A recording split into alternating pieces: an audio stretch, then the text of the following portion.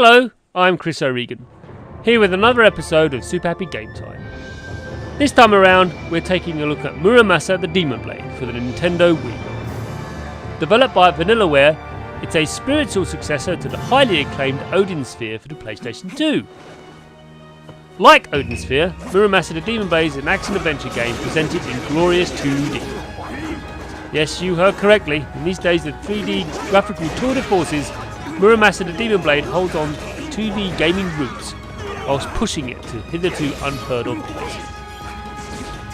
There are two separate playable characters in the game, each with their own stories to tell. First we have Momohime, a princess who's been possessed by the spirit of an evil swordsman who goes by the name of Jinkuro Izuna. The second character is Kazuki. He is a criminal who is on the run and is trying to find a certain sword. Set in feudal Japan, both of these characters are travelling through a Japan that is gripped by a power struggle between rival shoguns, the result of which has unleashed forces from the netherworld. These creatures are the main adversaries of the two adventurers.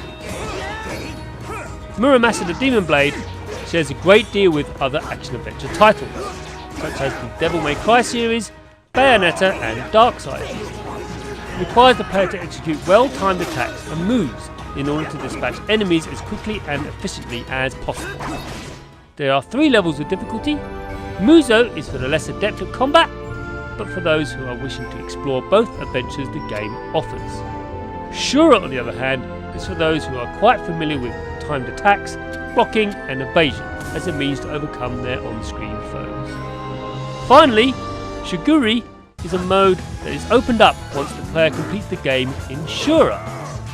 It is the same as Muso mode of play, only the player only has 1 hit point throughout the game and they do not gain any levels as the game progresses. In other words, only the completely insane need apply. Whichever mode is chosen, Muramasa the Demon Blade is a very combat-heavy game. The player is encouraged to use combos to dispatch enemies, as well as items and special powers that enhance their damage output. Now, like any Wii game, the question of controls rears its ugly head. Thankfully, there are 3 options available. These are Wiimote and Nunchuck control, Classic control or GameCube control. I would highly recommend you use either the GameCube or Classic control, as the standard Wiimote and Nunchuck method does not lend itself at all well to this game. Moves are executed by a combination of moving the thumbstick and pressing an attack button. Depending on when and where the character is as they execute a move will result in an action being carried out.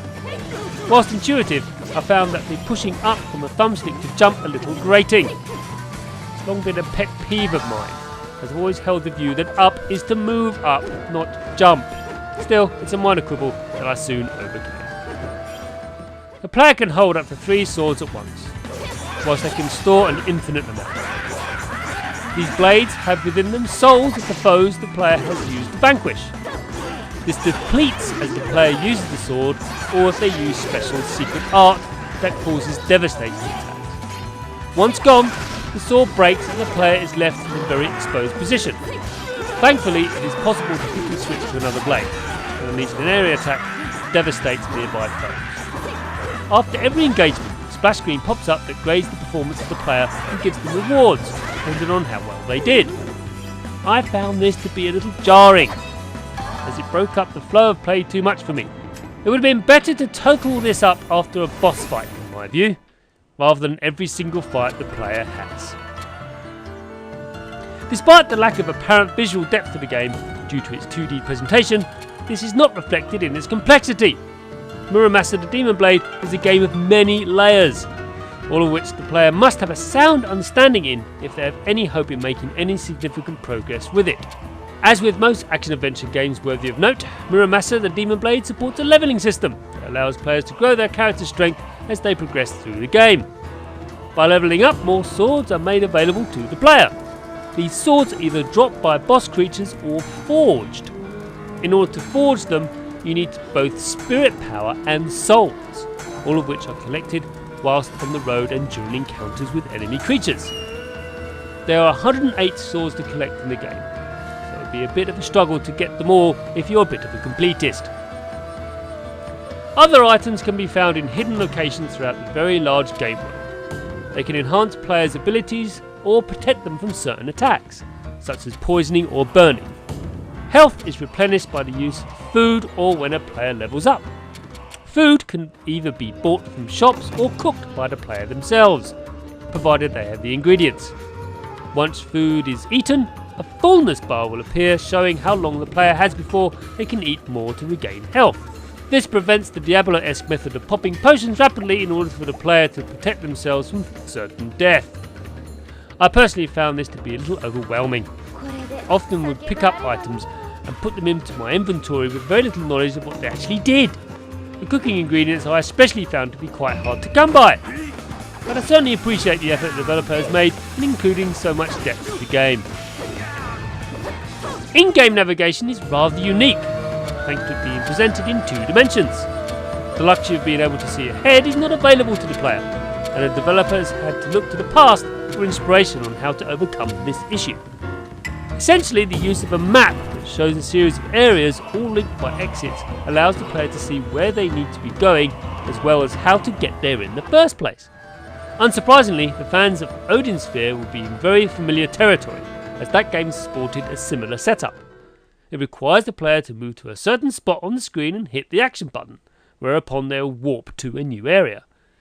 It works terribly well, provided the player keeps a close eye on the map, which can be called up at any time.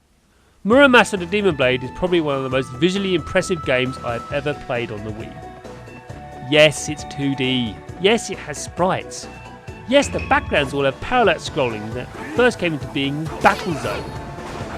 But look at it! Look at it! Look at the animations and how the characters flow with each attack. Clearly a great deal of time and effort has been put into this game, and it shows. The same can thankfully be said for the score.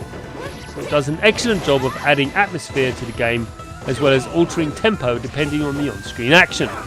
Spot effects also do an excellent job of informing the player when they have been hit, when they have successfully executed a parry. The voice acting is all in Japanese. Yes, you end up doing a lot of reading, but you are spared would have most likely have been some awful English dubbing. Besides, the Japanese-only voiceover adds somewhat to the setting of the game. Muramasa the Demon Blade is a very rare gem of a game, and I don't say such things lightly. It is both enjoyable to play as much as it is to look at. If you own a Wii and can actually find this game, it is very hard to come by, I urge you to grab it. For unlike 90% of the games that are pumped out for Nintendo's console, Muramasa the Demon Blade is a shining beacon of hope to us all that there really are some great games for the Wii. For more vidcasts, podcasts, game reviews, previews and feature articles, please go to shfts.com.